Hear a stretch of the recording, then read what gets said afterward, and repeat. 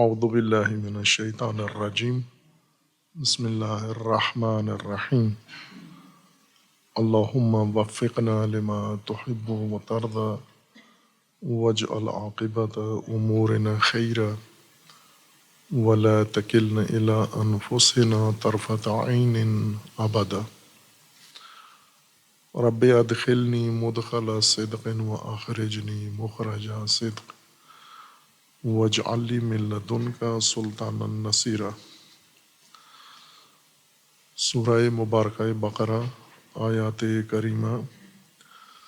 یا ایہا الناس اعبدوا ربکم الذی خلقکم والذین من قبلکم لعلکم تتقون الذی جعل لکم الارض فراشا والسماء بناء وانزل من السماء ماء فاخرج به من الثمرات رزقا لکم فلا تجعلوا للہ اندادا وانتم تعلمون۔ وَإِن كُنتم فِي رَيْبٍ مِّمَّا نَزَّلْنَا عَلَىٰ عَبْدِنَا فَأْتُوا بِسُورَةٍ مِّن مِّثْلِهِ وَادْعُوا شُهَدَاءَكُم مِّن دُونِ اللَّهِ إِن كُنتُمْ صَادِقِينَ فَإِن لَّمْ تَفْعَلُوا وَلَن تَفْعَلُوا فَاتَّقُوا النَّارَ الَّتِي وَقُودُهَا النَّاسُ وَالْحِجَارَةُ أُعِدَّتْ لِلْكَافِرِينَ۔ خداوند تبارک و تعالیٰ نے اس مجموعہ آیات کریمہ میں انسان کو حکم دیا ہے، تمام انسانوں کو رب کی عبدیت کا، اطاعت کا، اور پھر وہ نشانیاں بتائی ہیں جن سے انسان کو علم ہو تاکہ اپنا رب پہچان سکے۔ رب وہ ہے جس نے خلق کیا ہے اور جس نے زمین کو انسان کی پرورش کے لیے، آسمان کو، سما کو بنا بنایا ہے، زمین کو فرش، اور سما سے پانی نازل کیا ہے، پانی سے محصولات، ثمرات اگائے ہیں اور ان ثمرات کو انسان کے لیے رزق قرار دیا ہے۔ یہ بیان کرنے کے بعد انسان کو نہی کی ہے فَلَا تَجْعَلُوا لِلَّهِ اندادا، پس اللہ کے مقابلے میں مد مقابل رب یا حاکم یا الہ قرار نہ دو، وَأَنْتُمْ تَعْلَمُونَ، جبکہ تم جانتے ہو۔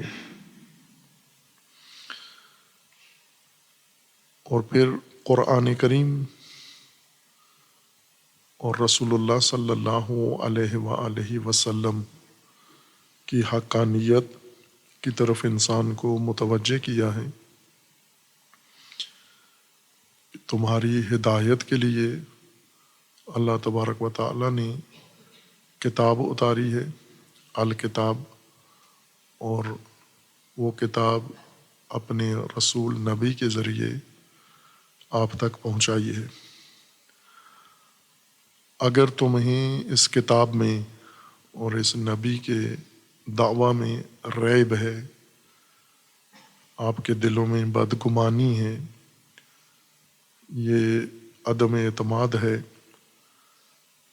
کہ یہ کتاب جس طرح اللہ کے رسول فرماتے ہیں اللہ کا کلام ہے، یہ وحی ہے، اللہ کی طرف سے یہ کتاب اور ہدایت عطا ہوئی ہے، اگر آپ اس پہ اعتماد نہیں کرتے، آپ کے ذہن میں یا آپ کے دل میں اس کے متعلق بدگمانی موجود ہے،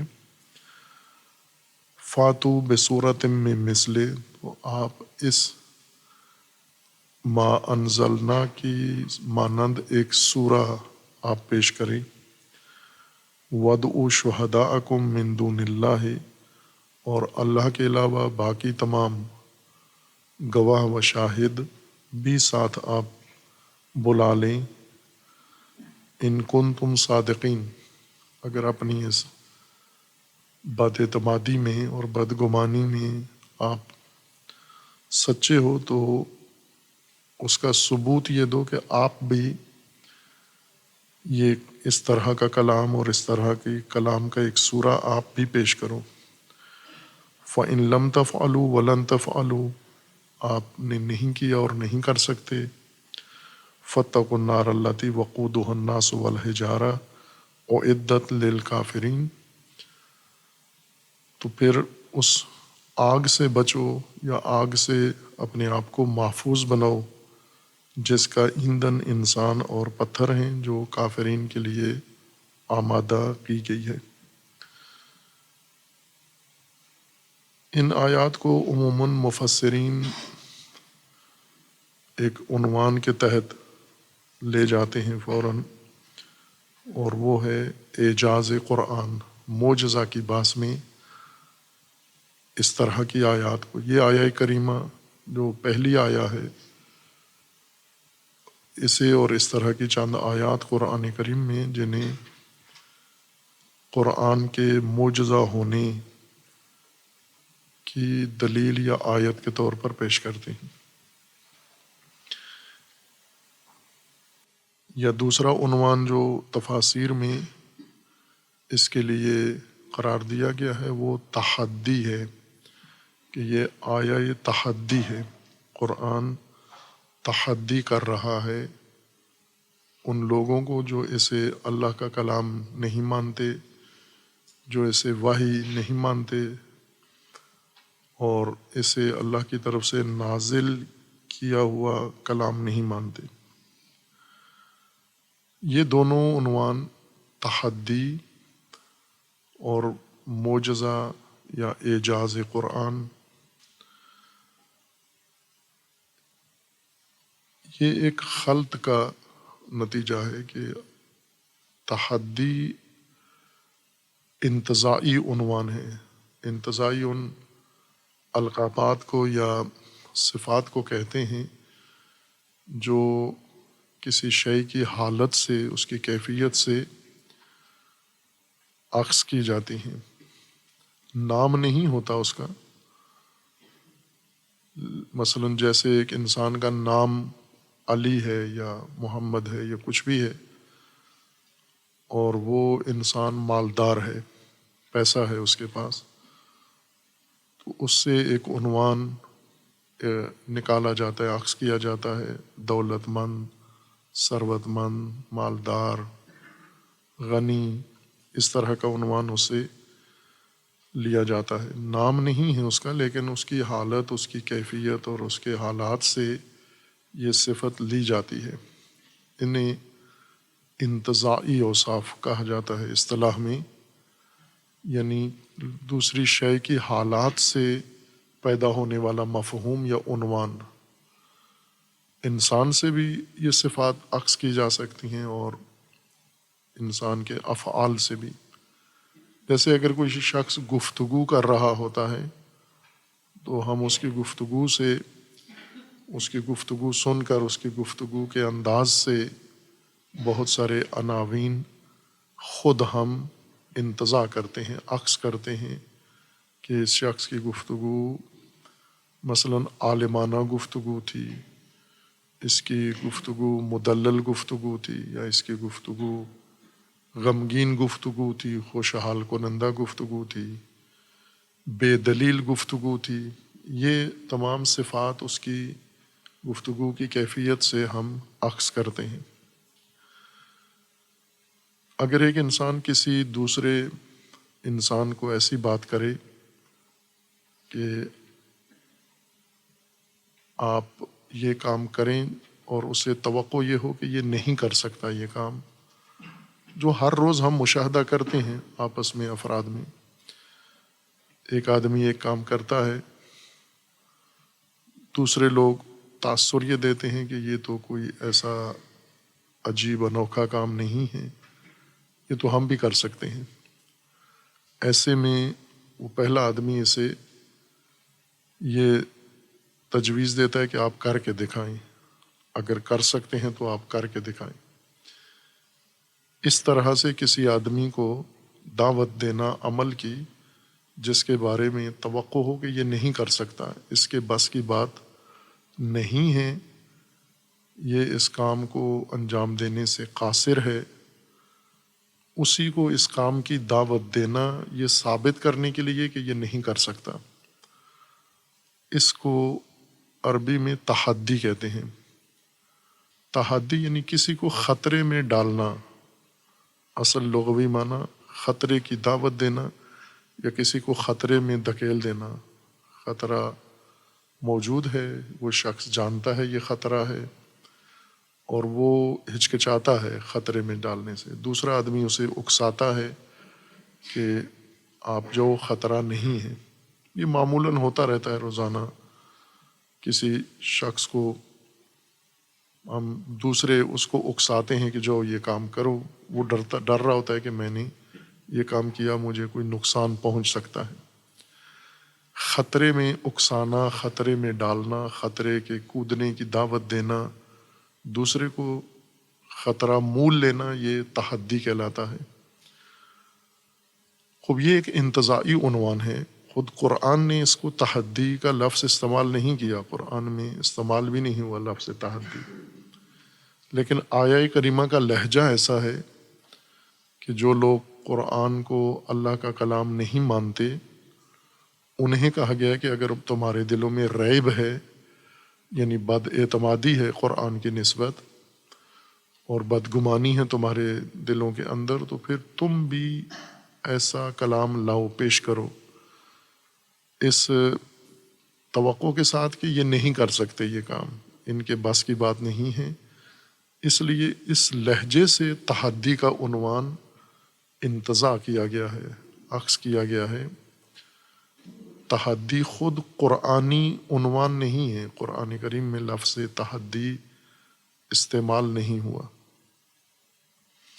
دوسرا جو عنوان اس باس کو یا ان آیات کو دیا جاتا ہے وہ ہے معجزہ، کہ اعجاز قرآن یا معجزہ ہے، قرآن کریم نبی اکرم صلی اللہ علیہ وآلہ وسلم کا معجزہ ہے، اور اللہ تبارک و تعالیٰ کی طرف سے یہ معجزہ ہے۔ اور معجزہ سے مراد لی جاتی ہے ایسا غیر معمولی کام، خارق العادہ، عادت معمول کو کہتے ہیں، کسی بھی کام کے کرنے کا کوئی معمول ہو، معمول کے مطابق وہ کام انجام پا رہا ہو، سب لوگ اسے کر رہے ہوں، کوئی آدمی آ کر وہ کام معمول سے ہٹ کر کرے، خلاف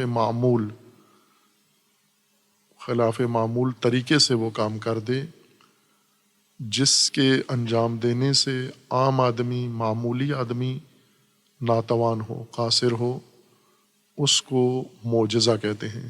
یعنی معجز، عاجز کر دینے والا کام، دوسروں کو بے بس کر دینے والا کام، عاجز کر دینے والا کام معجز ہے۔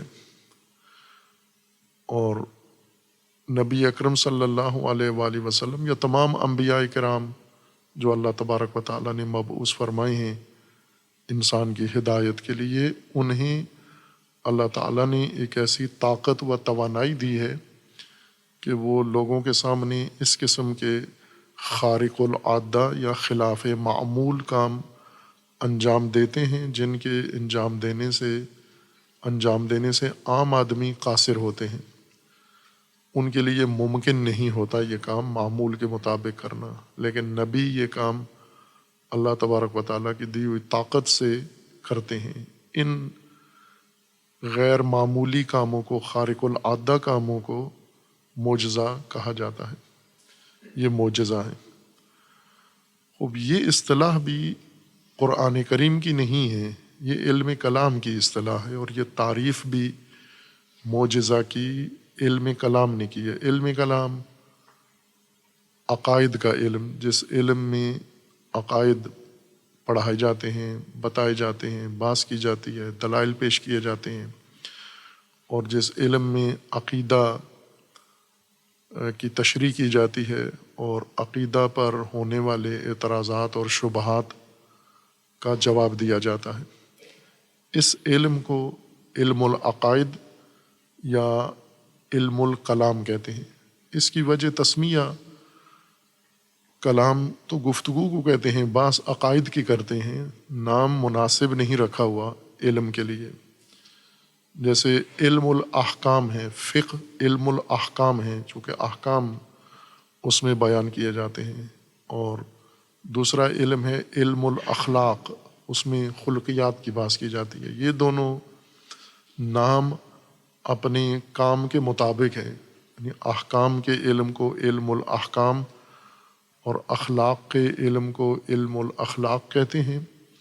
عقائد کے علم کو علم الکلام کہتے ہیں، گفتگو کا علم. جبکہ اس میں گفتگو نہیں ہوتی یا کلام کے بارے میں کوئی بحث نہیں ہوتی، عقائد کے بارے میں بحث ہوتی ہے. اس کی وجہ یہ ہے کہ پہلا عقیدتی مسئلہ، عقیدے سے متعلق پہلا مسئلہ جو مسلمانوں میں اختلاف کا باعث بنا اور اس نے غیر معمولی اہمیت اختیار کی اور اس کی بنیاد پر فرقے بنے، مسلمان تقسیم ہوئے علماء، وہ کلام الہی تھا، اللہ تبارک و تعالیٰ کے کلام یا قرآن کے بارے میں تھا.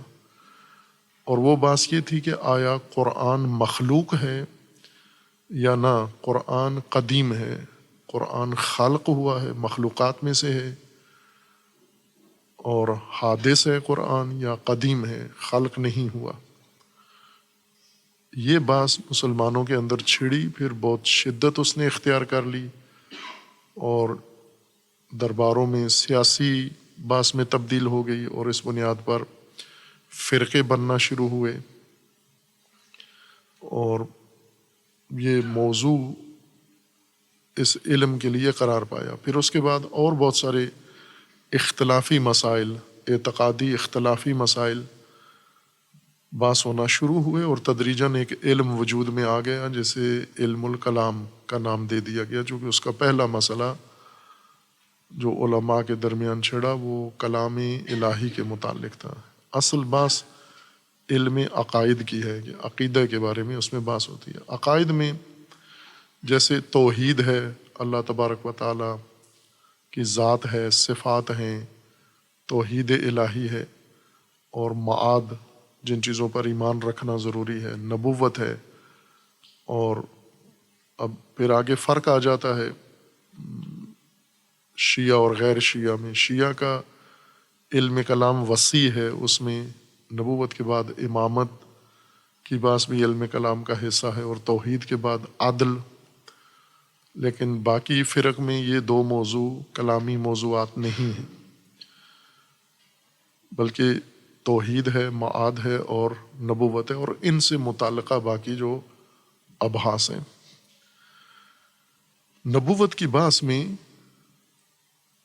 جیسے توحید کی بات میں متکلمین، علماء علم کلام، علماء علم عقائد یہ بات کرتے ہیں کہ ہم اللہ کی ذات ہے، تو اللہ کی ذات کے ثابت ہونے کی دلیل کیا ہے کہ اللہ تبارک و تعالی ہے، خالق کائنات، مالک کائنات ہے، رب کائنات ہے. تو دلیل کیا ہے؟ وہ پھر دلیل پیش کرتے ہیں. اسی طرح قیامت ہے، تو قیامت کے ہونے کی دلیل کیا ہے؟ وہ دلیل معاد پیش کرتے ہیں.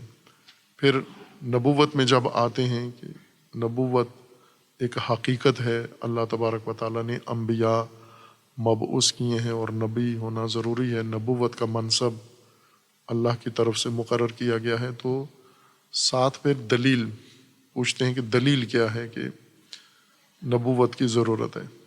پھر جو شخص نبی مبعوث ہو، جب وہ دعویٰ کرے نبوت کا، ان کی نبوت کے دعویٰ کو کس دلیل سے قبول کیا جائے. اگر یہ کہیں کہ چونکہ وہ کہہ رہا ہے میں نبی ہوں لہٰذا نبی مان لیا جائے، تو یہ تو دلیل نہیں ہوتی. نبی ہونے کی کوئی دلیل ساتھ ہونی چاہیے، ثبوت ہونا چاہیے. وہ ثبوت معجزہ ہوتا ہے. معجزہ یعنی وہ نبی ایسا خارق العادہ کام کرے، غیر معمولی کام کرے، جس سے دوسرے لوگ ناتوان ہوں، عاجز ہوں. چونکہ اس کا کام دوسروں کو عاجز کر دیتا ہے، دوسرے اس کام کو کرنے سے عاجز ہیں، اس لیے یہ غیر معمولی کام معجزہ ہوتا ہے. ہر نبی کو ایک معجزہ رکھنا ضروری ہے جو ان کے دعویٰ کی دلیل کے طور پر پیش ہو. بس یہ بات علم کلام میں پیدا ہوئی ہے کہ اس بات دعوی نبوت کے لیے ایک خارق العادہ کام کی ضرورت ہے۔ اگر وہ نبی نے کر کے دکھا دیا تو ان کو نبی سمجھا جائے گا، اگر وہ نہ کر سکے تو دلیل یہ ہے کہ یہ نبی اللہ کی طرف سے نہیں ہے۔ یہ اعتقادی باس ہے، کلامی باس ہے، تفسیری یا قرآنی موضوع نہیں ہے۔ تحدی اس باس پر صدق کرتا ہے عنوان، لیکن یہ انتزاعی عنوان ہے، خود لفظ تحدی استعمال نہیں ہوا قرآن کریم میں۔ اور معجزہ اس معنی میں جو علم کلام میں جس معنی میں استعمال ہوا ہے، اس معنی میں قرآن میں یہ اصطلاح نہیں آئی۔ یعنی کسی بھی نبی کے لیے معجزات جن کو کہا جاتا ہے علم کلام میں، وہ اعمال قرآن میں ہیں، جیسے حضرت موسیٰ علیہ الصلوۃ والسلام کا عصا سے اژدہا بنانا، یا حضرت عیسیٰ مسیح علیہ السلام کا مردے زندہ کرنا، لا علاج لوگوں کو شفا دینا، یا حضرت صالح کا وہ معجزہ، یا دیگر انبیاء جن کے اعجاز قرآن کریم نے ذکر کیے ہیں۔ وہ افعال، وہ اعمال خارق العادہ وہ قرآن نے ذکر کیے ہیں، لیکن ان کو معجزہ قرآن نے نہیں کہا کہ یہ معجزہ تھے۔ یہ عنوان علم کلام کا دیا ہوا عنوان ہے، کلامی عنوان ہے۔ تفسیر میں ان کو کوئی خاص عنوان نہیں دیا گیا، صرف یہ اعمال ذکر کیے گئے ہیں انبیاء کرام علیہ السلام کے ہاتھ سے یا ان کے قول سے۔ اسی طرح کی بات پھر علم کلام سے منتقل ہو گئی قرآن کریم میں۔ اصل بات کلامی ہے کہ قرآن کریم معجزہ ہے رسول اللہ صلی اللہ علیہ وآلہ وسلم کا، اور معجزہ کا مطلب یہ ہے ایسا کام جس کے کرنے سے دوسرے عاجز ہوں۔ آیہ کریمہ یہی کہہ رہی ہے، یعنی یہ جو عنوان کلامی اس بات کو دیا گیا ہے، اصل مفہوم قرآن کا یہی ہے، وَإِن كُنتُمْ فِي رَيْبٍ مِّمَّا نَزَّلْنَا عَلَىٰ عَبْدِنَا فَأْتُوا بِسُورَةٍ مِّن مِّثْلِهِ، کہ اگر آپ کو ریب ہے، بد اعتمادی ہے، بدگمانی ہے آپ کو ما نزلنا پر، بد اعتمادی کس چیز میں ہے کہ یہ نزلنا ہے، اللہ کی طرف سے نازل ہے، اللہ کی طرف سے نازل ہونے پہ ان کو تردید ہے، یہ اسے نہیں مان رہے۔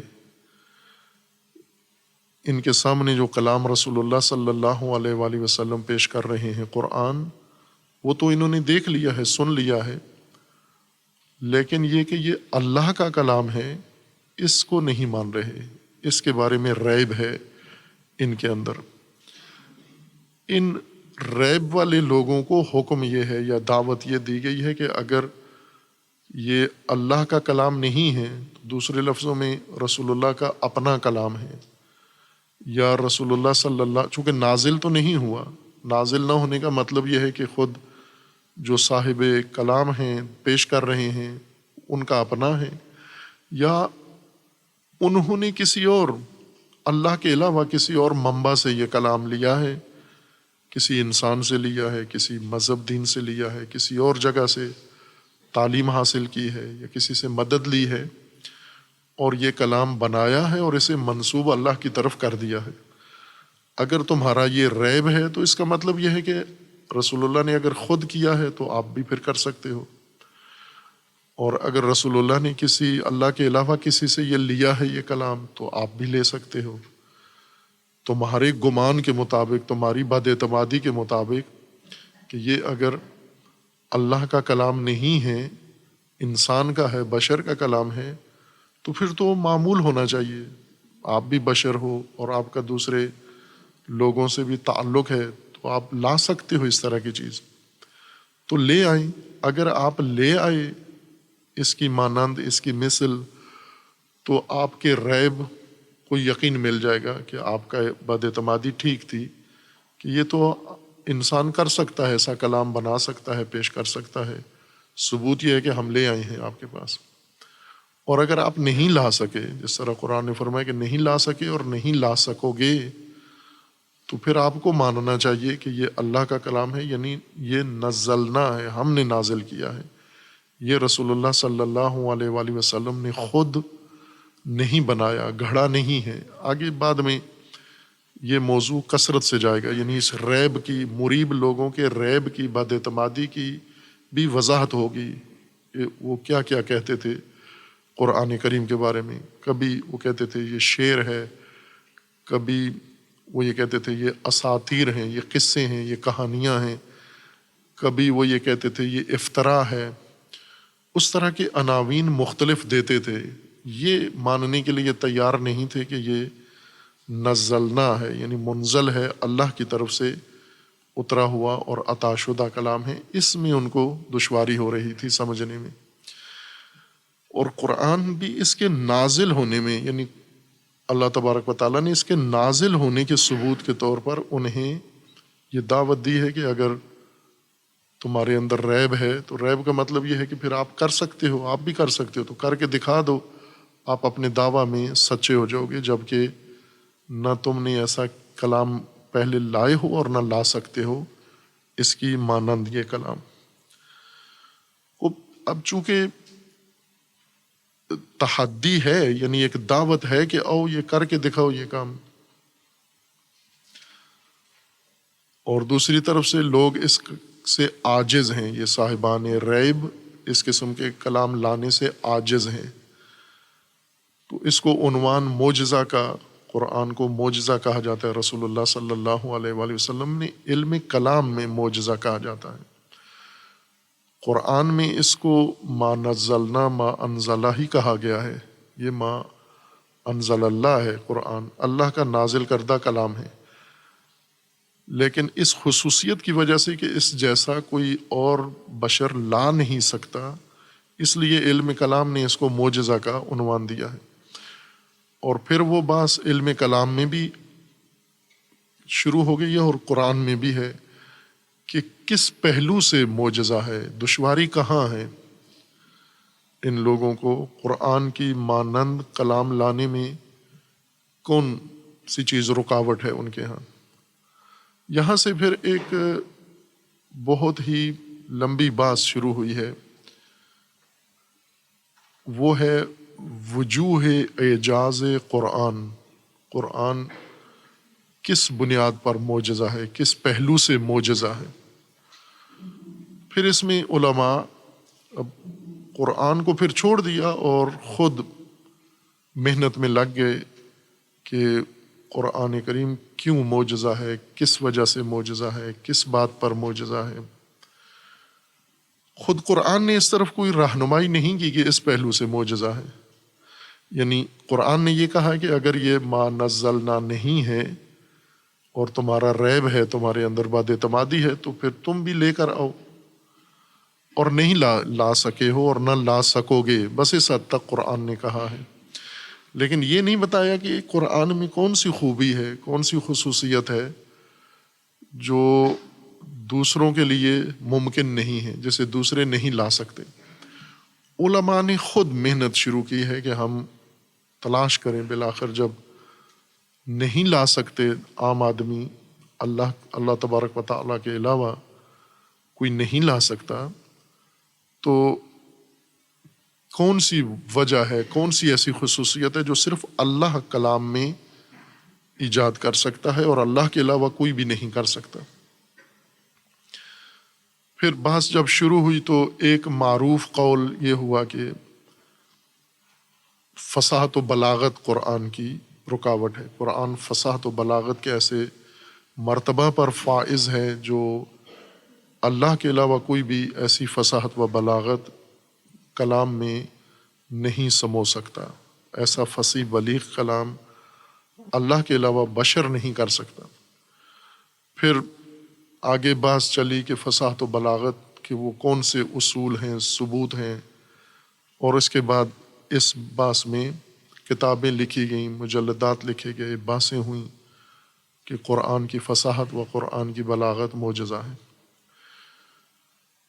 بعضوں نے اس کو، اس کے طرز بیان کو معجزہ قرار دیا، بعضوں نے اس کے اندر بشارتیں جو غیب کی خبریں ہیں اسے یہ خصوصیت قرار دی، معجزہ قرار دیا، اور بعضوں نے تاریخی خبریں جو قرآن نے پہلے گزشتہ اقوام کی ذکر کی ہیں انہیں وجہ اعجاز قرآن قرار دیا، اور اس طرح متعدد 20 وجوہ قرآن کریم کے معجزہ ہونے کی پیش کی گئی ہیں، چونکہ یہ بات مسلم ہے کہ قرآن اللہ کا کلام ہے۔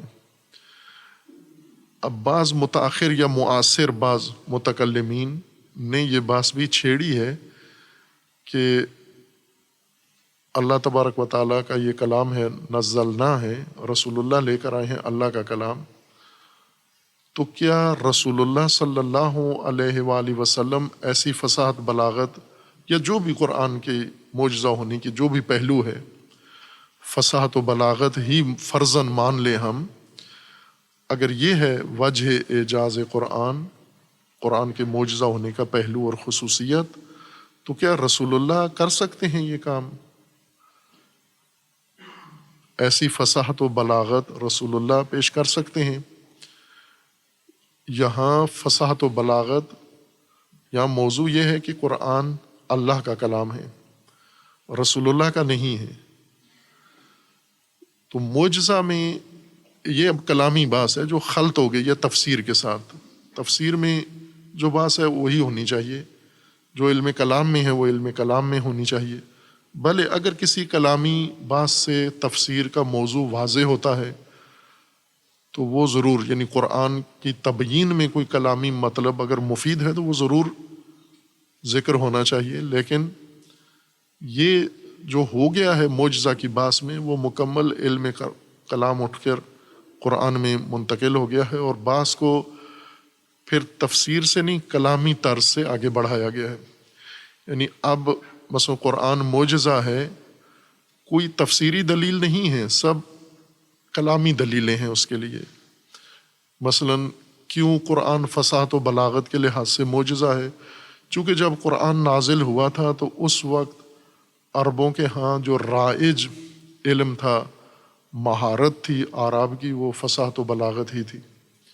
اس وجہ سے قرآن فصاحت و بلاغت میں معجزہ ہے، چونکہ جس قوم کے اندر جس زمانے میں نازل ہوا ہے ان کی یہی مہارت تھی، تخصص ان کا اس میں تھا، اس وجہ سے ان کے تخصص کو دیکھتے ہوئے ان کے سامنے ان سے بڑی فصاحت اور ان سے بڑھ کر بلاغت پیش کی گئی، اسی وجہ سے وہ تسلیم ہوئے اور انہوں نے مان لیا کہ یہ اللہ کا کلام ہے۔ خوب پھر اب یہ ظاہر ہے یہ دلیل خود قرآن نے تو کہیں نہیں پیش کی کہ عربوں کے ہاں فصاحت و بلاغت رائج علم تھا، یہ تو قرآن میں کہیں بھی نہیں ہے کہ اس وقت کے اعراب فصیح و بلیغ تھے۔ قرآن نے تو یہ فرمایا کہ وہ جاہل تھے، نافہم تھے، احمق تھے، انہیں انسانیت بھی نہیں تھی ان کے اندر۔ قرآن تو ان کی نفی کرتا ہے، ان کی تہذیب کی، ان کے علم کی، ان کے تمدن کی، ان کے ہر چیز کی نفی کرتا ہے قرآن۔ لیکن ہمیں قرآن کو معجزہ ثابت کرنے کے لیے ان کے اندر یہ علم ثابت کرنا ضروری ہے کہ وہ بہت فصیح و بلیغ لوگ تھے، اور ان فصحاء کے اندر پھر جب قرآنی فصاحت آئی تو وہ زمین بوس ہو گئے۔ تو قرآن نے تو ایسی ان کی خوبی نہیں ذکر کی، قرآن کے اندر ان کے جو حالات ذکر کیے گئے ہیں وہ تو بہت ہی ناموزوں ہیں۔ ادب، فصاحت و بلاغت انسانی کمالات میں سے ہے، یہ ایک انسان کی توانائی ہے فصاحت و بلاغت۔ اگر وہ تھے جیسا پہلے شیطان کے بارے میں کہا، ابلیس کے بارے میں، کہ ابلیس کو جس طرح تفسیر کیا گیا ہے تو وہ اب بعض تفاسیر کے مطابق تو اللہ تبارک و تعالیٰ سے بھی بڑی طاقت ہے، نعوذ باللہ۔ چونکہ شیطان جو کرنا چاہتا ہے، اللہ جو بھی اقدام کرے شیطان کامیاب ہو جاتا ہے۔ اللہ کی تدبیر پر شیطان کی تدبیر غالب آ جاتی ہے، اللہ کے بندے شیطان کے بندے ہو جاتے ہیں۔ یعنی ایسی طاقت ہے، توانائی ہے کہ مثلا اللہ اگر شیطان کے بندوں کو اپنی طرف لے کر آئے تو وہ نہیں ہوتا، لیکن شیطان اللہ کے بندوں کو لے کر چلا جائے شیطان کی طرف، یہ ہو جاتا ہے، یہ کثرت سے۔ تو یہ شیطان کی تو بھرپور طاقت ہے۔ پھر شیطان وہ بیک وقت جو احاطہ رکھتا ہے نہیں، یہ ہماری تفسیریں ہیں، یہ قرآن میں نہیں ہے اس طرح کی۔ قرآن میں جو شیطان ہے وہ کوئی نام نہیں ہے، وہ کوئی شخصیت نہیں ہے، وہ تو عمل ہے شیطان۔ شیطنت معنی کیا ہے پہلے اس کی باس جب آئی تھی کہ شیطان اذا خلو الی شیاطینہم، اس آیا کے ذیل میں معنی کیا تھا کہ شیطان سے کیا مراد ہے۔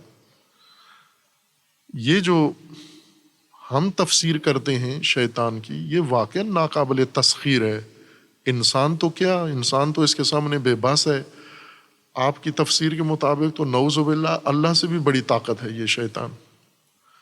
یہ تو اصل طاقت و قدرت ہے کائنات کی، جو مرضی یہ کرے، اور اس کا احاطہ غیر معمولی ہے۔ جس طرح اللہ تبارک و تعالیٰ کی صفات میں سے ہے لا نوم ولا سنۃ ولا نوم، نہ اونگ آتی ہے نہ سوتا ہے۔ شیطان بھی انتھک ہے، نہ سوتا ہے، باقی مخلوق ہے، لیکن طاقت کے لحاظ سے فوق العادہ ہے۔ احاطہ اس کا، مثلا دنیا کے اندر ہزاروں زبانیں بولی جاتی ہیں، ہر زبان کا ماہر ہے وہ۔ جس کو گمراہ کرنا چاہتا ہے وہ اس کی زبان میں جا کر کرتا ہے۔ ہر افریقہ کے تمام افریقیوں کے اوپر اس کا احاطہ ہے، تمام مغربیوں کے اوپر اس کا احاطہ ہے، تمام انڈین کے اوپر، چائنیز کے اوپر، پاکستانیوں کے اوپر، افغانیوں کے اوپر۔ ایک طاقت، ایک شے، ایک جن اتنا غیر معمولی قوی ہے، خوب ظاہر ہے کہ وہ مخلوق فوق العادہ مخلوق ہے وہ۔ یہ تفسیروں میں ہم عموماً ملحوظ نہیں رکھتے کہ اپنا مدعا تو ثابت کر دیتے ہیں۔ مثلا ہم جب کسی فرد کو ڈرا رہے ہوتے ہیں شیطان سے، تو شیطان کو ایسے بنا کے تفسیر کرتے ہیں، لیکن یہ نہیں دیکھتے کہ یہ شیطان تو کائنات لے لے گا سب سے۔ جس طرح علی علیہ السلام اپنی فوج کو کہتے تھے کہ یہ عنقریب یہ معاویہ اور اس کے لشکر آپ سے حکومت چھین لیں گے، چونکہ جو ان کی طاقت ہے، جو ان کا نظم ہے، جو ان کا ڈسپلن ہے، جو ان کی اطاعت کا درجہ ہے، وہ لے لیں گے تم سے، اور جو تمہاری حالت ہے تم تو شکست کھا جاؤ گے ان کے سامنے۔ ہم جو اس طرح شیطان تفسیر کرتے ہیں تو یہ تو کائنات کا مستقبل شیطانی ہے سارا، کیونکہ شیطان ایک اتنی بڑی طاقت ہے۔ یہ قرآن تو اس طرح کی طاقت نہیں اس کے لیے ذکر کرتا۔ قرآن نے ایک عنوان شیطنت کا انسان کے سامنے پیش کیا ہے، اور وہ شیطنت زیادہ تر خود انسان کے اندر بیان کی ہے کہ تمہاری طرف سے ہوتی ہے۔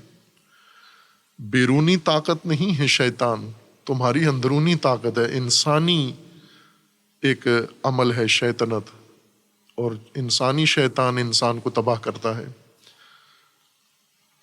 نہ کہ وہ نامرئی شیطان۔ انسانی شیطان انسان کے لیے، اور تجربہ بھی یہی کہتا ہے۔ مثلا آپ، ہر انسان کا تجربہ ہے شیطنت کا۔ یہ جتنی ہم سے غلطیاں ہوئی ہیں، گمراہیاں ہوئی ہیں، معصیتیں ہوئی ہیں، جرم ہوئے ہیں، اس میں آپ کا اپنا کتنا حصہ ہے، آپ کے دوستوں کا، آپ کے گھر والوں کا، آپ کے ماحول کا کتنا حصہ ہے، اور اس میں جن کا کتنا حصہ ہے۔ یہ تو سارا آپ کا اپنا کیا کردہ ہے۔ اگر آپ اس کو تجزیہ کریں گے، کیوں کیا یہ جرم، کیوں یہ غلطی کی، کہتے ہیں شیطان نے اکسایا ہے۔ ویسا ہی ہوا ہے، شیطان نے اکسایا ہے، لیکن وہ کون ہے وہ شیطان جس نے اکسایا ہے؟ تو خود ہی تمہارا نفس امارہ ہے، تمہارے اندر موجود شہوت ہے، تمہارے اندر موجود غریزہ ہے، تمہارا اپنا ہی ساتھی ہے، دوست ہے۔ انہوں نے تم سے یہ کام کروایا ہے، اکسایا ہے۔ اور یہ بھی خود ایک شیطان کے لیے ایسی خصوصیت ہے جو اس کو ناقابل تسخیر بناتی ہے کہ نامرئی ہے، آپ اس کو دیکھ بھی نہیں سکتے، اس کو پکڑ نہیں سکتے۔ تو جسے نہ دیکھ سکتے ہیں نہ پکڑ سکتے ہیں، اس سے مقابلہ کیسے کریں ہم؟ مقابلہ تو اس سے ہوتا ہے جو سامنے آئے اس کے ساتھ ہم کریں گے، آپ کو روک سکتے ہیں۔ لہٰذا وہ جو قرآن شیطنت بیان کر رہا ہے انسان کے اندر کی، وہ ہم نے رخ اس کا سارے کا موڑ دیا نامرئی شیطان کی طرف۔ تو پھر یہیں سے معلوم ہو گیا کہ وہ آپ کے سامنے تسلیم نہیں ہے، آپ اس کے سامنے تسلیم ہوں گے۔ اسی طرح ہم جب قرآن کو معجزہ ثابت کرتے ہیں تو پہلے عربوں کو فصیح و بلیغ ثابت کرتے ہیں، چونکہ ہمارا معجزہ فصاحت و بلاغت کا ہے، اور لوگ بڑے فصیح بلیغ ترین لوگ ہوں لیکن قرآن لانے سے عاجز ہوں تو قرآن معجزہ ثابت ہوتا ہے۔ خوب یہ اثرات ہیں جنہیں بعض کرتے ہوئے نظر انداز کر دیتے ہیں کہ یہ تو ایک طرف سے آپ کہتے ہیں فی ضلال مبین، یہ گمراہی میں تھے، ان کے اندر کوئی خوبی نہیں تھی، دوسری طرف سے یہ فصیح و بلیغ تھے۔ فصاحت و بلاغت تنہا نہیں ہوتی، یہ آپ ذہن میں رکھیں کہ کسی بھی قوم کی رشد، ترقی، شعور دیکھنے کے لیے اس کی ادبیات میزان ہیں۔ اگر کوئی قوم ادب میں بہت پیش رفتہ ہے تو وہ سمجھو ہر میدان میں ترقی یافتہ ہے۔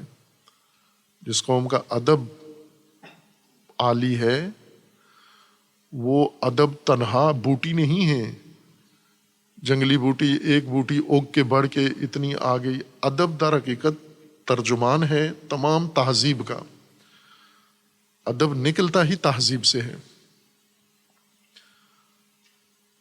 اور ہم مثلاً دیکھیں آج بھی دنیا کے اندر دیکھیں ہم ادب کے لحاظ سے، ادب سے مراد جس کو ہم لٹریچر کہتے ہیں، چونکہ اس خود باختہ اور خود سے متنفر قوم کو اس کی زبان میں سمجھانا بھی ایک دشواری ہے۔ ادب، اخلاق کو بھی ادب کہتے ہیں، احترام کرنا یہ بھی ادب ہے، اور اردو بھی ادب ہے، اردو کا بھی ادب ہے، اردو ادب، فارسی ادب، عربی ادب اور اخلاق بھی ادب ہے۔ تو ان میں فرق کیا ہے؟ مجھے وہ طالب علمی کا واقعہ یاد آتا ہے۔ ہمارے مدرسے میں ایک ایم اے پاس طالب علم داخل ہوا، وہ تو بہت یعنی مسن آدمی تھا، دعویٰ ان کا یہ تھا کہ وہ ایم اے پاس ہے۔ ہمارے جو مدرسے کے مسئول تھے وہ اس بات پہ بہت نالاں تھے کہ لائق بچے، مستعد بچے، اچھے بچے، سوجھ بوجھ والے ذہین نہیں آتے مدرسے میں، سارے گئے گزرے۔ جو تمام پاکستانی مدرسوں کا حال تھا وہاں بھی یہی صورتحال تھی۔ تو انہیں بڑی شدت سے اشتیاق ہوتا تھا کہ کوئی پڑھے لکھے لوگ آئیں، تعلیم یافتہ لوگ آئیں، سوجھ بوجھ والے آئیں، بڑے خوش ہوتے تھے۔ اور سوجھ بوجھ والے جن کو وہ سمجھتے تھے انہیں بغیر شرط و شروط کے داخلہ دے دیتے تھے۔ اس بزرگوار کو بھی ایسے ہی کیا۔ یہ اصل میں یہ شخصیت جو تھی یہ ایک جس طرح ہوتا ہے نا زندگی کے ہر شعبے میں انسان ناکام ہو جاتا ہے، ملازمت اختیار کی تو نوکری سے نکال دیا گیا، گھر والوں نے بھی مسائل کی وجہ سے گھر سے بے دخل کر دیا گیا، بیوی بھی بھاگ گئی، بیوی بچوں سے جدا ہو گیا، ایسا الجھو کبھی انسان کے اندر آ جاتا ہے۔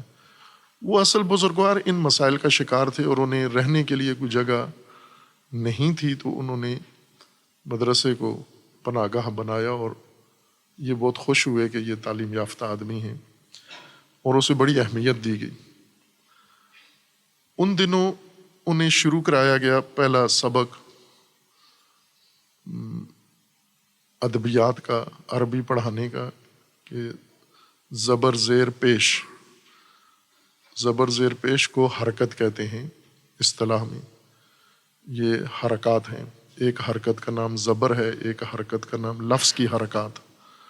یہ حرکت زبر زیر پیش انہوں نے پڑھ لیا استاد سے۔ شام کو عقائد کا درس تھا اور اس میں برہان حرکت اس بات وجود الہی کے لیے پڑھا رہے تھے، وہ اس میں بھی بیٹھ کے چونکہ پڑھے لکھے تھے، تو وہ وہاں پر یہ ہو رہی تھی کہ حرکت یہ ہے کہ ایک چیز اگر ایک نقطے پر ہو، یہاں سے نکل کے وہ دوسرے نقطے پہ پہنچ جائے تو یہ جو یہاں سے چل کے وہاں گئی ہے یہ حرکت ہے۔ اس پڑھے لکھے کے ذہن میں الجھ گئی بات کہ بالآخر زبر زیر پیش حرکت ہے یا یہ ایک شے کا ادھر سے وہاں چلے جانا حرکت ہے۔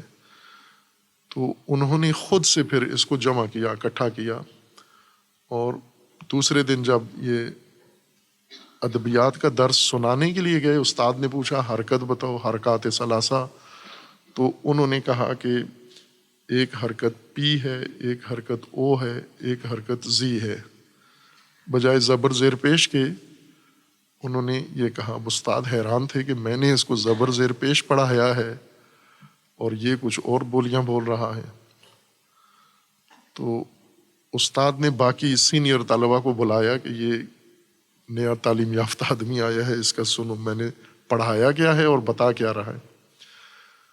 تو وہ ہمیں پتا تھا کہ اس کی الجھن کہاں سے ہے۔ میں نے انہیں بتایا استاد کو کہ آپ نے صبح آپ نے پڑھائی ہے حرکت، شام کو دوسرے استاد نے حرکت پڑھائی ہے برہان حرکت میں، تو یہ آپس میں خلط ہو گیا اس کے ذہن میں، یہ زبر زیر پیش اور وہ حرکت اصطلاح والی، وہ دونوں کو آپس میں خلط کر بیٹھا ہے یہ۔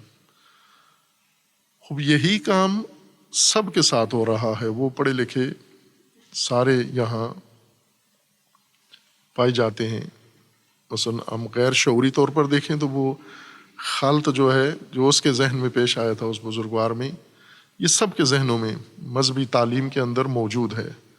چونکہ یہ اصطلاحیں کھولتے تو نہیں ہیں کہ مثلا ہم صرف نحو پڑھتے ہیں، علوم ادب ان کو کہتے ہیں، تو اخلاق میں جو پڑھتے ہیں یہ بھی ادب ہے۔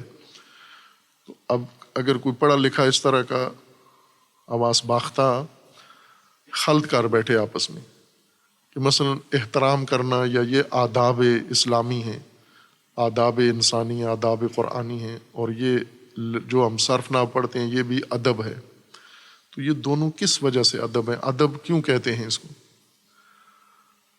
آداب قواعد زبان کو کہتے ہیں، یعنی درست بولنا، صحیح لکھنا، اور ایک لغت کی پوری پہچان ہونا، زبان کے قواعد و ضوابط سے آگاہ ہونا، اور قواعد و ضوابط کے مطابق زبان بولنا، جملے استعمال کرنا، ترکیبات ان کی، یہ قواعد و ضوابط ایک زبان کے ادب کہلاتے ہیں۔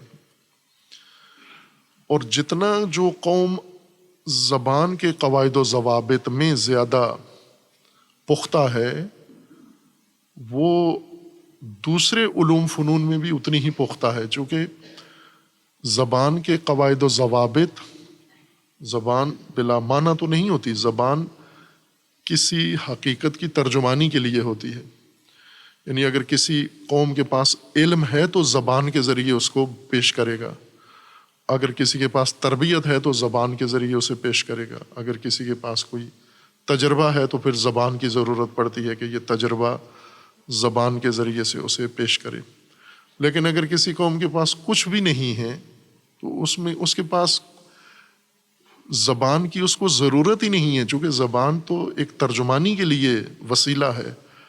نہ اس کے پاس علم ہے، نہ اس کے پاس کوئی ہنر ہے، نہ اس کے پاس کوئی کمال ہے، نہ اس کے پاس کوئی حقائق ہے، نہ ان کے پاس کوئی اسرار ہیں۔ اتنی وسعت زبان میں اس وقت آتی ہے جب اس کے پاس وہ ساری حقیقتیں موجود ہوں۔ اور یہ جو آج ہمیں عربی میں گہرائی نظر آتی ہے، یہ تو قرآن کی وجہ سے عربی میں گہرائی آئی ہے، ورنہ عربوں کا اس سے پہلے آپ ان کے تمام ادبیات کو چھان ماریں، اونٹ، گھوڑا، بھیڑ، بکری، لید، یہ چیزیں ان کی ساری ادبیات میں یہ چیزیں ہیں۔ معارف کہاں ہیں، گہرائی کہاں ہے، انسانیت کہاں ہے، تاکہ فصاحت و بلاغت ان میں عروج پکڑے۔ مثلا ہم پاکستان کو، اپنی قوم کو دیکھ لیں، فصاحت و بلاغت، اردو کہاں ہے، اردو کی فصاحت و بلاغت کہاں ہے، درجہ کیا ہے اس وقت دنیا اقوام عالم میں؟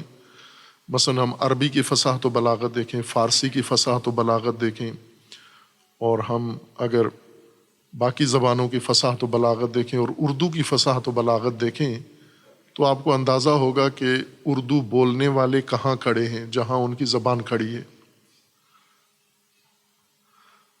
مثلا فارسی میں آپ جتنا بھی معارف ہیں، جتنا عرفان ہے، علامہ اقبال کیوں اردو چھوڑ کے، انگلش کے استاد تھے خود، انگلش انہیں مادری زبان کی طرح آتی تھی، پنجابی ان کی اپنی زبان تھی، اردو ان کی قومی زبان تھی، لیکن شاعری اصل جب دل کی گہرائیاں اور اسرار اور رموز جب بیان کیے تو فارسی کو ذریعہ بنا لیا۔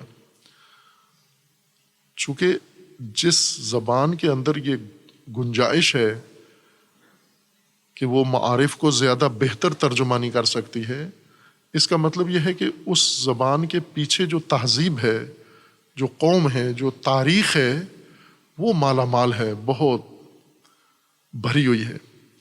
اور جو زبان نہیں کر سکتی یہ کام، یعنی اس کے پیچھے کچھ بھی نہیں ہے، اس کے پاس الفاظ ہی نہیں ہیں، کیسی فصاحت دکھائیں گے، کیسی بلاغت دکھائیں گے؟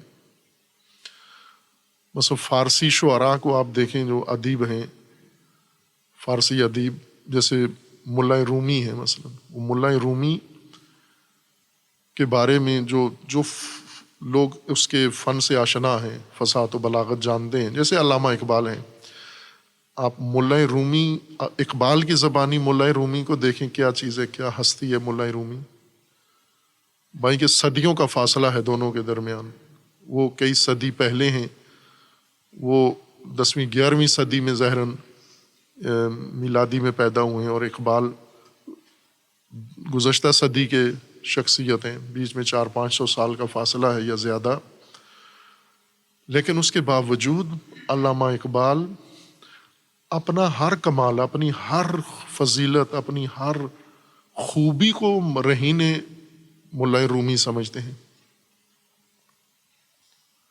انگریزی ادب انہوں نے پڑھا، گہرائی میں پڑھا، یونانی ادب پڑھا، اردو ادب پڑھا، ہر چیز پڑھی ہوئی تھی انہوں نے، لیکن ملا رومی آخر کار انہیں یہ فارسی زبان شاعر یا فارسی زبان صوفی ان کے دل میں بیٹھا آ کر، چونکہ جو گہرائی اس زبان میں، جو فصاحت و بلاغت اس زبان میں ہے، وہ ان کی تاریخ، ان کے پیچھے گہرائی، ان کے پیچھے جو موجود ہے سرمایہ، اس کی ترجمان ہے وہ زبان۔ اور جس زبان کے پاس یہ سرمایہ نہیں ہے، وہ زمین بوس ہے، وہ خود اپنی قوم کے نزدیک منفور ہے، اپنی قوم خود اس میں گفتگو کرنا نہیں چاہتی۔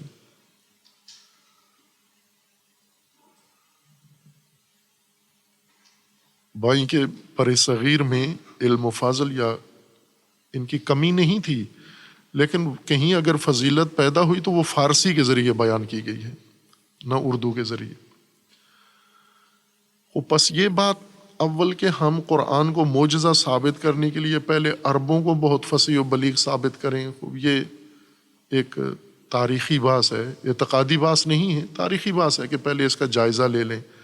ہر چند کہا گیا ہے کہ ایسے شعر، سب معلقات اور اس قسم کے نمونے تھے، لیکن وہ ظاہر جاہلیت کی فصاحت و بلاغت اور جاہلیت کا وہ مواد تھا، جاہلانہ مواد تھا، اور جاہلیت اس میں فصاحت و بلاغت بھی جاہلیت ہی کی تھی، اس سے نہیں ہم موازنہ کر سکتے فصاحت قرآن سے، کہ اس زمانے کا رائج علم فصاحت تھا، بلاغت تھا، اور قرآن فصاحت و بلاغت میں معجزہ ہو گیا۔ قرآن جب خود اپنا تعارف کروا رہا ہے اور وہ ہے ہدایت، تو اعجاز بھی ہدایت میں تلاش کرنا ہے ہمیں، نہ فصاحت میں اور نہ بلاغت میں۔ اعجاز قرآن کی فصاحت عالی ہے، اس میں کوئی شک و شبہ نہیں ہے، اور عربی کو جو غنا ملی ہے وہ قرآن کی وجہ سے ملی ہے۔ فصاحت و بلاغت جو آج عربی کی اوج پر ہے، یہ قرآن کی رہین منت ہے۔ علوم ادب سارے قرآن کے نتیجے میں پیدا ہوئے ہیں، یہ صرف و نحو و معانیوں، یہ سب تو نہیں تھے جہلا، ان کو کیا پتا تھا قرآن سے پہلے؟ انہیں کیا پتا تھا معانی کیا ہے، بیان کیا ہے، بدی کیا ہے، فلاں کیا ہے؟ یہ تو سب قرآن کا نتیجہ ہے۔ قرآن نے جب یہ عربی مبین ان کے سامنے پیش کی تو وہاں سے پھر علوم بننا ادبی شروع ہوئے ہیں۔ قرآن ہدایت ہے، تو جو قرآن کی تحدی ہے، چیلنج ہے قرآن کا کہ آپ بھی لے آؤ، تو وہ ہدایت میں قرآن انہیں کہہ رہا ہے، نہ کہ فصاحت و بلاغت میں۔ فصاحت و بلاغت اول فصاحت و بلاغت وہ بھی عربی فصاحت و بلاغت خود عربوں کے لیے بھی آسان نہیں ہے۔ جتنے عرب ہیں یہ ان کو جیسے ہمیں کچھ نہیں پتا عربی فصاحت و بلاغت کا معیار کیا ہے۔ مثلا ہمارے سامنے دو جملے عربی کے رکھ دیں، ایک غلط، ایک صحیح، ایک فصیح، ایک غیر فصیح، 4 جملے ہمارے سامنے عربی کے رکھ دیں اور ہمیں کہا جائے کہ اس میں سے فصیح و بلیغ تلاش کرو، ہم قیامت تک بیٹھے رہیں گے، ہمیں نہیں سمجھ میں آئے گی کہ یہ فصیح کون سا ہے، بلیغ کون سا، کیونکہ ہماری زبان نہیں ہے عربی. ہم 4 جملے اردو میں ہمارے سامنے لکھ دیں، 2 غلط اور 2 صحیح، ہم یہ تشخیص نہیں دے سکتے کہ اس میں غلط کون سا ہے صحیح کون سا ہے. ہمیں سارے صحیح لگتے ہیں.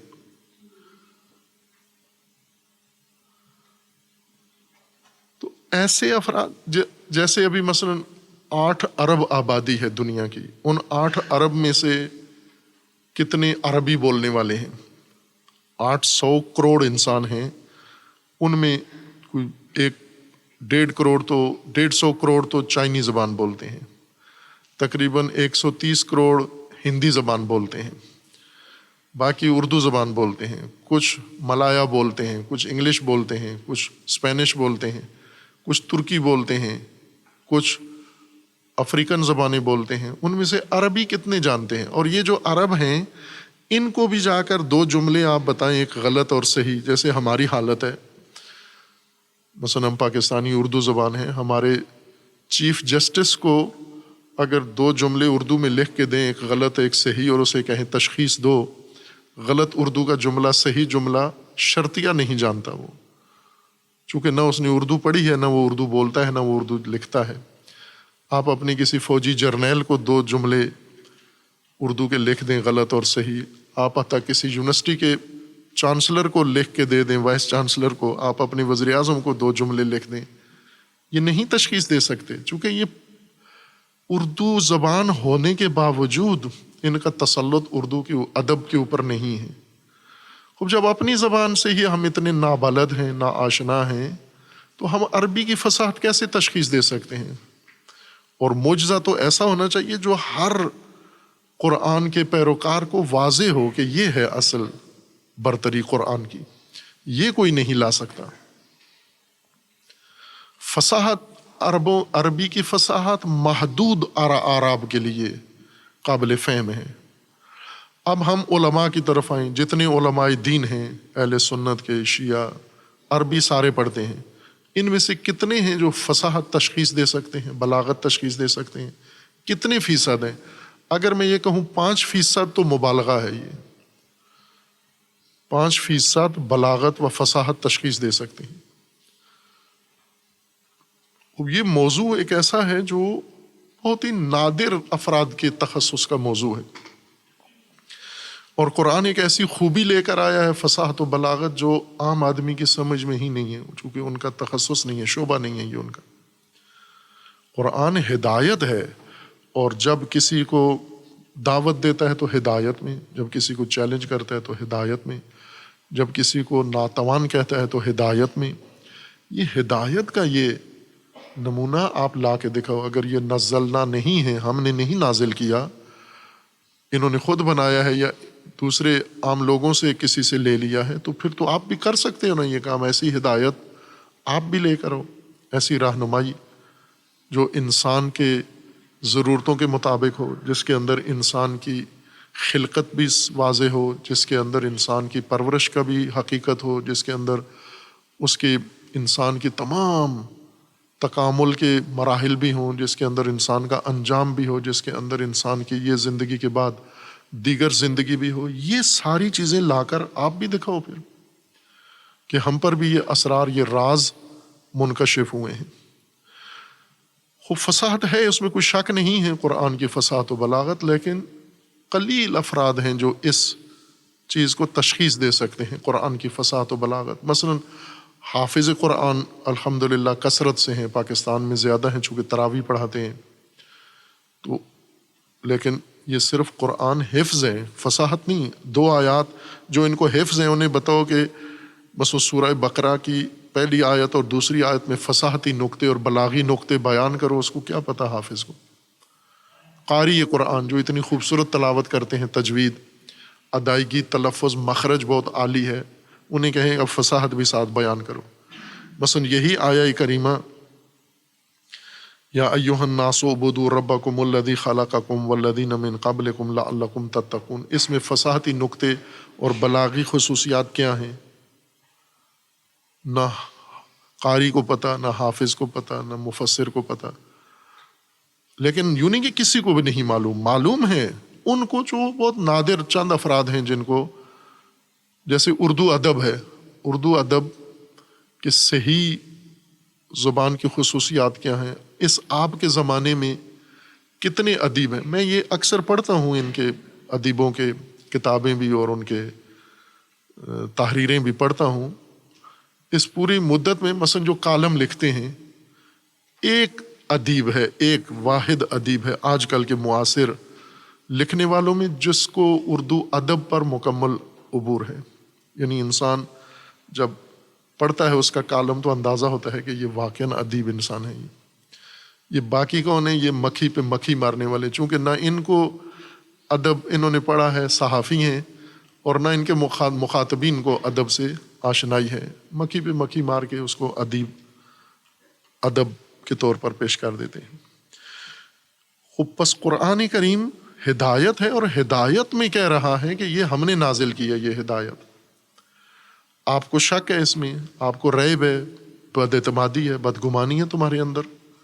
خوب بدگمانی کا مطلب یہ ہے کہ یہ اللہ کا کلام نہیں ہے، یہ رسول اللہ کا اپنا ہے، یا رسول اللہ کے علاوہ کسی سے رسول اللہ نے لے لیا. ان کے اندر یہ بدگمانی تھی کہ رسول اللہ کسی سفر پہ گئے ہیں، شام گئے ہیں، وہاں سے یہ مسودے لے آئے ہیں، مثلا یہود کے بعض اخبار سے ملے ہیں، یا جس طرح خود مسلمان بڑھ چڑھ کر یہ ثبوت خود مسلمان زیادہ دیتے ہیں کہ رسول اللہ صلی اللہ علیہ وآلہ وسلم اس سفر میں گئے تو راہب نے انہیں دیکھا تو فوراً پہچان لیا یہ نبی ہے.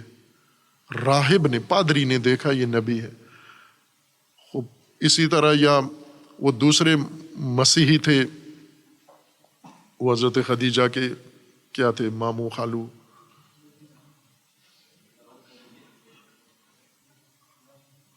آپ کو بھی نہیں پتا، کہ رسول اللہ آئے، حضرت خدیجہ کو پریشانی پیش کی، پھر انہوں نے کہا کہ میں ان سے بھلے اچار،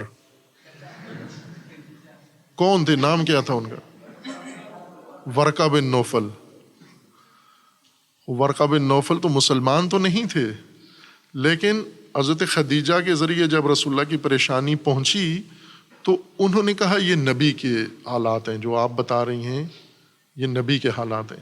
خوب انہوں نے تشخیص دے دی کہ یہ نبی ہیں، لیکن نبی مانا نہیں، ایمان نہیں لائے. ورقہ بن نوفل صرف بتیجی کو بتا دیا کہ یہ نبی ہیں، آپ خوش قسمت ہو. یا راہب نے دیکھا تو پتہ چل گیا یہ نبی ہیں.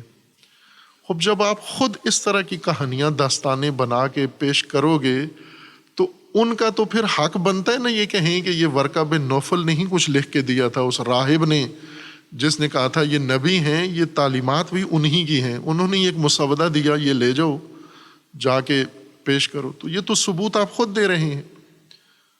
یہ جتنے بھی مغربی یا مشرقی توہین کرتے ہیں اسلام کی، اسلام کے خلاف کتابیں لکھتے ہیں، یہ تمام اسلامی کتابوں سے نکالتے ہیں. حدیث کی کتابوں سے زیادہ مواد حدیث سے ملتا ہے. جیسے سلمان رشدی ملعون نے توہین آمیز کتاب لکھی، اس کی کتاب کے جتنے ریفرنس ہیں وہ سارے مسلمانوں کی کتابوں میں موجود ہیں. اسی طرح وہ آخری مرتد ملعون، وہ وسیم نریندرا وسیم سابقہ نریندرا کیا نارائن، مرتد ہو گیا، ہندو ہو گیا، جو اس نے جتنی توہین کی ہے وہ ساری مسلمانوں کی کتابوں سے، حدیث کی کتابوں سے لے کر لی. تو جب آپ خود ایسے قصے افسانے بنا کے پیش کرو گے تو لوگ تو کہیں گے کہ یہ اللہ نے تو نازل نہیں کیا، یہ تو ورقہ بن نوفل نے یا راہب نے یا فلاں نے نازل کیا ہے. یہ وہاں سے ان کو تقویت ملتی ہے یہ باتیں کرنے کی. اللہ تبارک و تعالیٰ کا فرمان ہے کہ اگر یہ رسول اللہ کا اپنا کلام ہے، نزلنا نہیں ہے، کسی دوسرے شخص، کسی اور مذہبی پادری یا راہب کا کلام ہے، تو پھر تو تمہارے لیے ممکن ہے آپ بھی جا کر وہاں سے یہ ڈگری حاصل کر سکتے ہو، وہاں سے جا کے یہ تعلیم لے سکتے ہو، وہاں سے یہ مسودہ لے سکتے ہو. آپ بھی اس طرح کی مانند اس طرح کی کوئی چیز لے کر آؤ اور دکھاؤ. آپ فصاحت ہدایت نہیں ہے، قرآن ہدایت ہے. اب قرآن ہدایت ہے لیکن اس کا معجزہ ہونے کا پہلو وہ فصاحت میں ہے، وہ ادب میں ہے. اور ادب میں چیلنج کر رہا ہے کہ میرا ادب کا مقابلہ کرو، نہ ہدایت کا مقابلہ کرو۔ اصل قرآن کی دعوت بھی ہدایت ہے، قرآن کا تحدی بھی ہدایت ہے کہ اس میں ہو، یہ پیش کرو آ کر، اور وہی ہدایت جو قرآن جیسے کر رہا ہے اس طرح کی ہدایت پیش کرو۔ اور فصاحت و بلاغت کے کئی ایسے عربی شاہکار ہیں بہت سارے، مثلا فصاحت و، آپ یہ جو علماء اکرام خصوصاً اس پہ قرآن کی معجزہ سمجھتے ہیں فصاحت و بلاغت میں، لیکن جب نصاب میں فصاحت و بلاغت پڑھاتے ہیں تو کون سا نصاب پڑھاتے ہیں؟ مقامات حریری، حماسہ متنبی، سبع معلقات، لطفی منفلوطی، یہ ان کے ادب کا سلیبس ہے۔ تو اگر فصاحت و بلاغت ہی سکھانی ہے تو قرآن تو معجزاتی فصاحت ہے، تو نصاب میں پھر حماسہ کیوں رکھا ہوا ہے؟ لطفی منفلوطی کیوں رکھا ہوا ہے آپ نے؟ دوسرے کیوں رکھے ہوئے ہیں؟ آپ تو سیدھا قرآن ہو بس۔ جیسے شیعوں کا کہنا ہے کہ فصاحت و بلاغت میں نہج البلاغہ معجزہ ہے، تو پھر کیوں نہیں پڑھاتے آپ مدرسوں کے اندر؟ نہ اس کو ہدایت کا مسودہ سمجھتے ہو، نہ اس کو فصاحت کا، نہ بلاغت کا، چونکہ بلاغت آپ کی فہم سے بالا ہے۔ سید رضی جیسا انسان چاہیے جو فصاحت سمجھے، بلاغت سمجھے مولا علی کی۔ اب ہمیں کیا پتا، کسی کو بلاغت فصاحت نظر آتی ہے نہج البلاغہ میں، محسوس ہوتا ہے کہ یہ بہت فصیح کلام ہے۔ کیسے محسوس ہو کہ ہم اس شان کے ہیں ہی نہیں ہیں، ہمارا وہ درجہ ہی نہیں ہے، ہم عربی جانتے ہی نہیں ہیں، عربی کے جملہ بندی نہیں جانتے، ہمیں فصیح اور غیر فصیح میں کوئی فرق نہیں معلوم ہوتا۔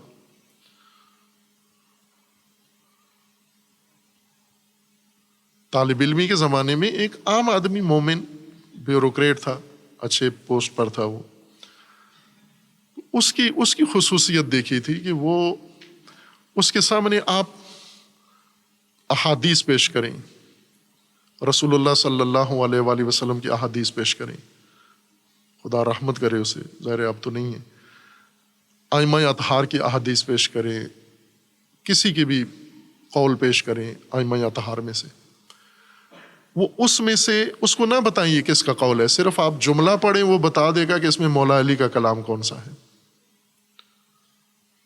آپ نہ بتائیں یہ امام باقر علیہ السلام کی حدیث ہے، یہ امام صادق کی ہے، یہ امام عسکری کی ہے، یہ رسول اللہ کا ہے قول، آپ بالکل نہ بتائیں، صرف آپ جملہ پڑھیں، وہ بتا دے گا کہ یہ مولا علی کا ہے یا مولا علی کا نہیں ہے یہ جملہ۔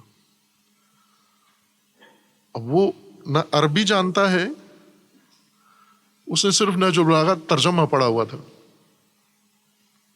اور اتنا مانوس ہو گیا تھا امیر المومنین کے اسلوب سے، طرز کلام سے، کہ 1000 جملوں میں بھی ایک جملہ ہو تو وہ ہاتھ رکھتا تھا کہ یہ علی کا جملہ ہے، باقی نہیں ہے مولا علی کے جملے۔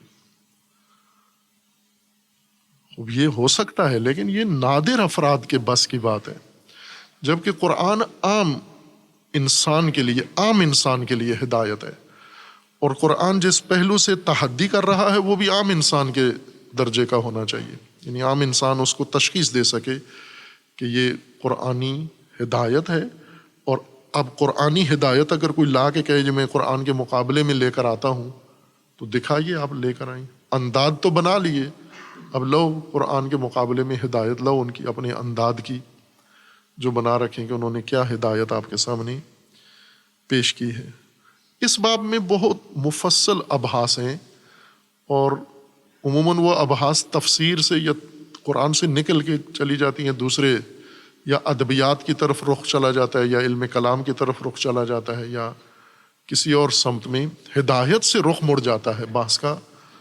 یہاں پر قرآن کریم کا یہ فرمان ہے کہ وَإِن كُنتُمْ فِي رَيْبٍ مِّمَّا نَزَّلْنَا عَلَىٰ عَبْدِنَا، یہ نزلنا میں آپ کو ریب ہے، ان کنتم فی ریب مما نزلنا، ریب ہے تمہارے اندر یا تم ریب میں ہو نزلنا کے متعلق، یہ کہنا چاہتے ہو کہ یہ اللہ کا کلام نہیں ہے، تمہیں اس پر بد اعتمادی ہے، اور وہ بھی علی عبدنا، جو ہم نے اپنے عبد پر نازل کیا ہے۔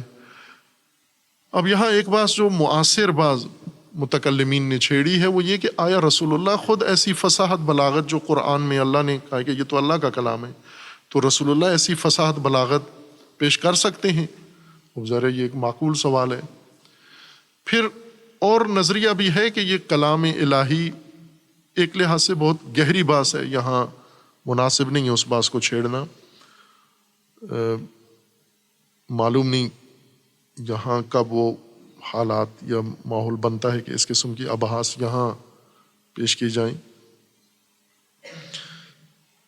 جس طرح امام خمینی رحمۃ اللہ علیہ فرماتے تھے کہ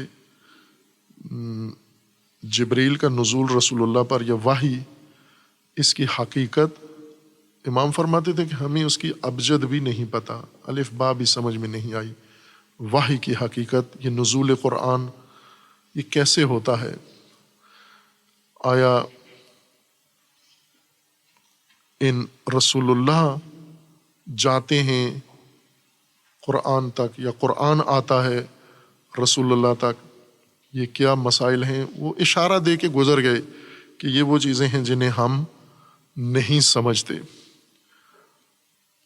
ظاہر ہے جس انسان کو تھوڑی سی ہوا لگی ہوئی ہو وہ یہ بات کر سکتا ہے نا، یعنی جسے تھوڑی بہت سمجھ ہو وہ کہہ سکتا ہے کہ یہ نہیں سمجھتے ہم کہ یہ کیا حقیقت ہے۔ یہ باتیں بہت دقیق ہیں۔ حقیقت وحی، پہلے بھی کہا تھا کہ بعثت اور نزول وحی یہ ہر انوکھے کام سے زیادہ عجیب کام یہ ہے، وحی کا نزول ہونا، اللہ تبارک و تعالیٰ کے علم سے وہ حقیقت زمین پر انسانوں کی سطح پر آ جانا، یہ بہت گہری بات ہے۔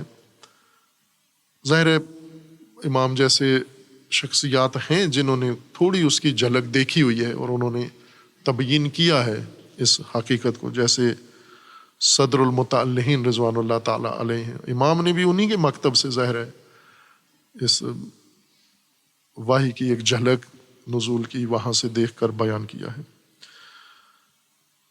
وَإِن كُنتُمْ فِي رَيْبٍ مِّمَّا نَزَّلْنَا عَلَىٰ عَبْدِنَا فَأْتُوا بِسُورَةٍ مِّن مِّثْلِهِ وَادْعُوا شُهَدَاءَكُم مِّن دُونِ اللَّهِ۔ خوب ظاہر ہے اگر خود نہیں کر سکتے ہو تو شہداء جو گواہ ہیں، جو دیگر لوگ ہیں، ماہرین ہیں، ان کی بھی مدد لے سکتے ہو اگر سچے ہو۔ فَإِن لَّمْ تَفْعَلُوا وَلَن تَفْعَلُوا، نہ آج تک کیا ہے کسی نے ما نزلنا جیسی ہدایت، اور نہ کر سکتا ہے کوئی۔ اور یہ بات قرآن میں رسول اللہ صلی اللہ علیہ وآلہ وسلم پر اتری 1400 سال قبل، اور آج ہم 1444 میں بیٹھ کر یہ پڑھ رہے ہیں تو 1444 سال تو گزر چکے ہیں۔ 1444 سال میں تو کوئی نہیں لا سکا قرآن کے مشابہ، قرآن کی طرح کی کوئی ہدایت نہیں لا سکا۔ وَلَن تَفْعَلُوا، اللہ بھی نہیں سکتے۔ فَاتَّقُوا النَّارَ الَّتِي وَقُودُهَا النَّاسُ وَالْحِجَارَةُ أُعِدَّتْ لِلْكَافِرِينَ۔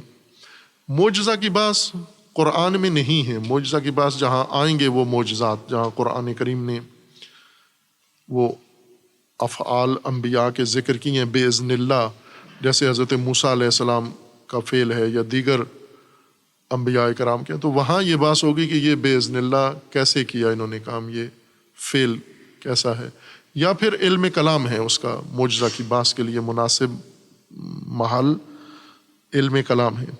یہاں قرآن نے ہدایت میں پیش کر کے ہدایت تعارف کروا کے پھر کہا ہے کہ ریب دور کرو اپنا، یا کر کے دکھاؤ یہ کام، یا پھر ریب اپنا دل سے دور کرو۔ یہ خود ایک ہدایت ہے، یعنی قرآن اس طرح سے نہیں کہ چیلنج کر رہا ہے جس طرح سے عام آدمیوں کے درمیان ٹھن جاتی ہے کہ کر کے دکھاؤ مجھے۔ اللہ تبارک و تعالیٰ نے مخلوق کو چیلنج کر دیا ہے کہ جو اللہ کرتا ہے وہ تم بھی کر کے دکھاؤ۔